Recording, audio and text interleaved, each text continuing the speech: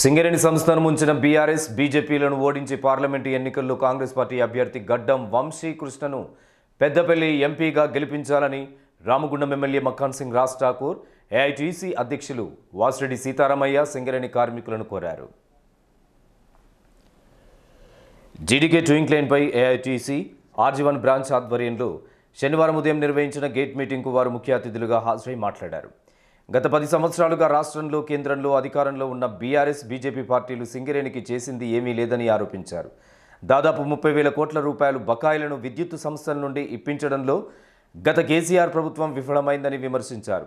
కొత్త గనులు రాకుండా 2015లో కేంద్రంలోని బీజేపీ ప్రభుత్వం ప్రవేశపెట్టిన MMDR బిల్లుకు బీఆర్ఎస్ ఎంపీలు మద్దతు తెలిపారని గుర్తు చేశారు. ఈ చట్టం వల్ల కేంద్ర ప్రభుత్వం సింగరేణికి చెందిన బొగ్గు గన్లను ప్రైవేటు వారికి ఇవ్వడం కోసం టెండర్ ప్రక్రియ ద్వారా సింగరేణికి చెందకుండా చేసిందని ఆరోపించారు. కార్మికులు ఎదుర్కొంటున్న ప్రధాన సమస్యల పరిష్కారం కోసం పార్లమెంటు ఎన్నికల్లో కాంగ్రెస్ పార్టీ అభ్యర్థిని గెలిపించాలని కోరారు. ఈసారి 400 సీట్లు ఇవ్వండి, స్వతంత్ర భారతదేశాన్ని ప్రెసిడెంట్ రూల్ గా చేస్తా, నేనే ప్రెసిడెంట్ అయితే ప్రధానమంత్రి లేదు, స్వేచ్ఛ లేదు, ఇలా కార్మిక చట్టాలు లేవు, కర్షక చట్టాలు లేవు అని ఈరోజు చట్టాలు తెచ్చిన వ్యక్తికి బుద్ధి చెప్పాలి. ఇలా ధరలు పెరిగినాయి, ఇలా అన్ని రకాల వ్యవస్థ పెరిగింది, ఇలా కార్మిక వ్యవస్థను బూట్ కాళ్ళతో భూలోకానికి దొక్కే ప్రయత్నం చేస్తా ఉన్నారు. ఇలా టీఆర్ఎస్ పార్టీకి ఓటేస్తే కనుక భారతదేశంలో మోడీకి ఓటేసినట్టే. ఇలా మోడీ కేడీలకు ఇద్దరు బుద్ధి చెప్తే గాని ఈ దేశం బాగుపడదు. అంబేద్కర్ మహానీయుడు రాసిన రాజ్యాంగం ఇక్కడ ఉండదు అని చెప్తారు.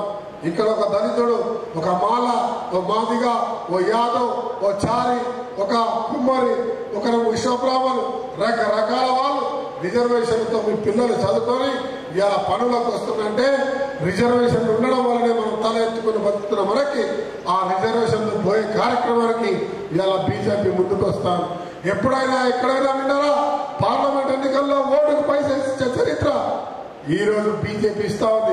నేను అడుగుతా ఉన్నా, బీజేపీ లక్షల కోట్లు దోచుకున్న నువ్వు ఇలా డబ్బుతో మాయ చేసి ఈ దేశాన్ని బానిసగా చేసుకునే ప్రయత్నం, అదాని అంబాలకు సింగరేణిని కట్టుబట్టే ప్రయత్నం, ఈ ప్రయత్నానికి అడ్డుకట్ట వేయాలంటే ఇవాళ కేవలం ఇండియా కూటమి కాంగ్రెస్ పార్టీ చేయి గుర్తుకు ఓటేయాలని చెప్పి మీ అందరినీ కూడా కోరుతా ఉన్నా.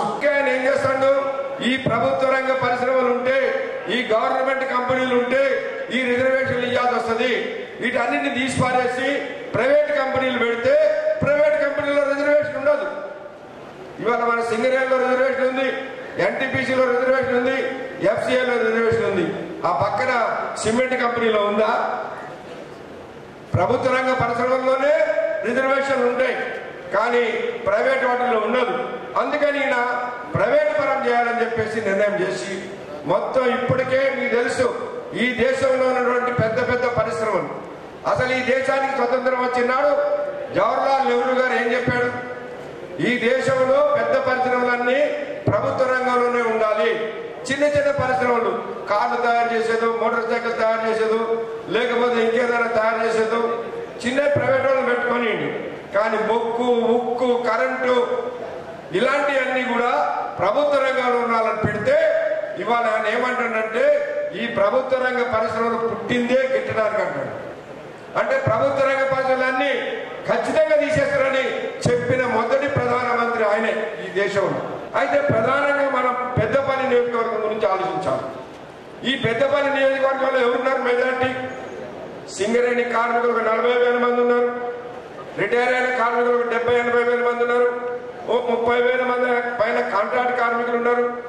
అట్లనే పక్కన NTPC కార్మికులు, ఆ పక్కన FCI కార్మికులు, అక్కడ సిమెంట్ కంపెనీ కార్మికులు, ఇంకా చిన్న చిన్న ఫ్యాక్టరీల కార్మికులు అందరూ, వడ్ల మిల్లులు ఉన్నాయి, రైస్ మిల్లులు ఉన్నాయి కార్మికులు, వీళ్ళందరూ కార్మిక వర్గం దాదాపు 50% పెద్దపల్లి నియోజకవర్గంలోనే కార్మిక వర్గం ఉన్నటువంటి పెద్దపల్లిలో మరి బీజేపీ అభ్యర్థు లేదా బీజేపీని ఇండైరెక్ట్ గా బలపరుస్తున్నటువంటి టీఆర్ఎస్ లాంటి అభ్యర్థులు గెలిస్తే రేపు మన కార్మికుల పరిస్థితి దానికి ఆలోచించండి. ఇవాళ నరేంద్ర మోడీ గారు డైరెక్ట్ గా కార్మిక చట్టాలన్నీ రద్దు చేసింది. మనము ఇవాళ ఈ ప్రభుత్వాలు ఇచ్చినవి కావు, బ్రిటిష్ వాడు ఉన్నప్పటి నుంచి భారత కార్మిక వర్గం పోరాడి 44 కార్మిక చట్టాలు తెచ్చుకుంటే ఇప్పటికే 29 చట్టాలను రద్దు చేసి 4 కోడులు తీసుకురావాలని పార్లమెంట్లో బిల్లు పాస్ చేసుకున్నాడు. అది అమల్లోకి రాలేదు. ఇంకా రేపు ఎలక్షన్లు అయిన తర్వాత ఖచ్చితంగా అమల్లోకి వస్తుంది. ఆనాడు అయ్యో నాకు ఈ హక్కు పోయింది, నాకు ఇది పోయింది, అది పోయింది అంటే నీ ఏఐటీసీ ఏం చేయలేదు, నీ ఐఎన్టీసీ ఏం చేయలేదు, సిఐటి ఏం చేయలేదు, సికాసా వచ్చి పుట్టినా ఏం చేయలేదు. చట్టాలు ఉంటేనే మనం కొట్లాడగలుగుతాం.